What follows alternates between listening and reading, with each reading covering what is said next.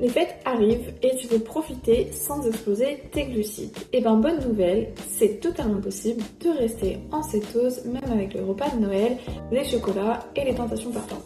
Dans cette vidéo, je vais te partager mes 5 meilleurs conseils ultra simples mais ultra efficaces pour passer les fêtes sereinement, sans frustration. Et surtout sans sortir de la cétose. Bonjour à tous et bienvenue sur ma chaîne, je m'appelle Mathilde, je suis coach en nutrition et en entraînement, experte dans les régimes cétogènes et low carb. Je vous partage tous mes conseils pour reprendre le contrôle de votre corps et de votre santé grâce à une alimentation pauvre en glucides. Je vous partage régulièrement des astuces santé et nutrition qui vous permettront de mieux comprendre en quoi une alimentation adaptée et réfléchie peut vous permettre de vivre plus longtemps de manière saine et durable. J'accompagne aujourd'hui de nombreuses personnes en coaching privé qui sont toutes passées au régime cétogène et pour chacune d'entre elles, les résultats sont toujours les mêmes.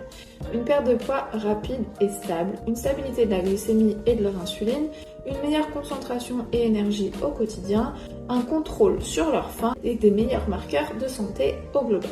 Alors si toi aussi tu veux te lancer, j'ai créé un programme de 30 jours avec tout ce que tu dois savoir pour démarrer le régime cétogène pas à pas, ainsi que des menus équilibrés pour tous les jours de la semaine. Si ça t'intéresse, je te mettrai le lien dans la description. Conseil numéro 1, priorise toujours les protéines en premier. Si tu veux rester en cétose, le plus important, ce n'est pas d'éviter toutes les tentations. C'est de commencer ton assiette par les protéines. De la dinde, du saumon, du foie gras, oui, c'est possible. Des crevettes, de la viande, de la volaille, des œufs, en apéro ou en buffet. Pourquoi ? Parce que tes protéines tiennent au corps, stabilisent la glycémie et réduisent naturellement les envies de sucrer. Mon astuce supplémentaire, remplis ton assiette de 40 à 50% de protéines au début du repas. Ça t'évitera de craquer sur les glucides ensuite. Conseil numéro 2, favorise les lipides stratégiques. En cétogène, les bons lipides t'aident à garder un indice de satiété élevé. Pendant les fêtes, tu peux pencher sur un peu de foie gras, un filet d'huile d'olive sur tes légumes, un morceau de fromage, des olives, des noix, de la sauce maison au beurre ou à la crème. Ça va te permettre de ralentir ta digestion, stabiliser ton taux de sucre dans le sang et éviter les pics d'insuline qui cassent la cétose. Commence donc ton repas avec un petit apport de gras, par exemple 5 à 10 olives, pour mieux gérer la suite. Conseil numéro 3, gère les glucides intelligemment. Pas besoin d'être parfaite, tu dois être stratégique. Remplis la moitié de ton assiette avec des légumes low carb, haricots verts, choux, brocolis, poireaux, champignons. Évite les bombes à sucre, purée, marron, pain feuilleté, dessert classique. Si tu veux goûter un aliment non cétogène, tu peux prendre 3 à 4 bouchées max à la fin du repas, jamais au début. La règle, c'est le plaisir est le même, mais l'impact sur la glycémie est beaucoup plus faible. Donc 3 à 4 bouchées te suffiront. Conseil numéro 4, tu peux préparer des alternatives keto. Ne subis pas les repas, prépare-les. Tu peux amener un plat ou une option cétogène pour t'assurer que tu auras ce qu'il te faut sur la table. Quelques idées toutes simples, des toasts de concombre avec du saumon, des mini avocats garnis, un plateau de fromage et d'olive, des mini brochettes cétogènes, un dessert keto maison comme une mousse au chocolat 85%, un cheesecake low carb, des energy balls, tout est possible. Même en famille, tout le monde apprécie des options cétogènes qui sont bien présentées. Tu passes incognito et tu restes en cétose. Conseil numéro 5, garde un œil sur ta consommation d'alcool. L'alcool ne te sort pas de la cétose, mais il bloque temporairement la perte de graisse puisque le foie doit le traiter en priorité.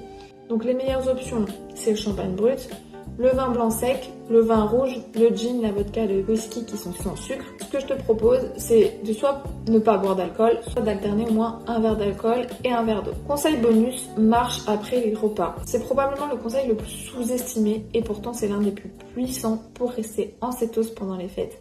Tu dois bouger, marcher, rester active. Tu n'as pas besoin de séances intenses ou d'aller à la salle au milieu du réveillon, mais tu dois garder une activité légère et régulière tous les jours. Et ça change tout. Pourquoi la marche est magique pendant les fêtes ? Parce qu'elle vient abaisser immédiatement ta glycémie. Une marche par exemple de 10 à 15 minutes après un repas aide ton corps à utiliser le glucose circulant plutôt que de le stocker. Résultat, tu as moins de pics d'insuline, donc moins de risque de sortir de ta cétose. Elle améliore aussi la digestion. Donc marcher active le système digestif, tu te sentiras moins lourd et moins ballonné. Et elle soutient l'oxydation des graisses, donc une activité douce en famille, en zone d'aérobie pour brûler du gras sans stress sur ton corps est recommandable. Elle compense aussi naturellement les écarts éventuels, donc un dessert ou un verre de vin qui sort de tes habitudes, une petite marche derrière et ton métabolisme gère mieux pour éliminer. Comment l'intégrer pendant les fêtes? Tout simplement 10-15 minutes après chaque repas, même sous forme de balade en famille, c'est toujours sympathique. Ou alors une petite marche matinale pour relancer ton métabolisme à jeun. Et si tu veux faire simple, 7000 à 10 000 pas par jour comme objectif pendant les fêtes. C'est le conseil le plus doux, mais souvent le plus efficace pour rester en cétose sans stress. Donc pour rester en cétose pendant les fêtes, le but ce n'est pas d'être parfait, c'est de faire les bons choix au bon moment et garder une stratégie simple.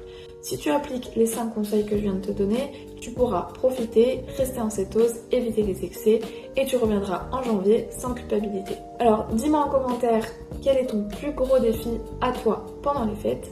Et si tu veux en savoir plus sur le régime cétogène, n'oublie pas que tu peux télécharger gratuitement mon guide gratuit pour les débutants, mes e-books de recettes gratuits également et mon programme de 30 jours pour te lancer en toute autonomie. Les liens seront tous dans la description. D'ici là, portez-vous bien, passez de bonnes fêtes et je vous dis à très bientôt pour une prochaine vidéo.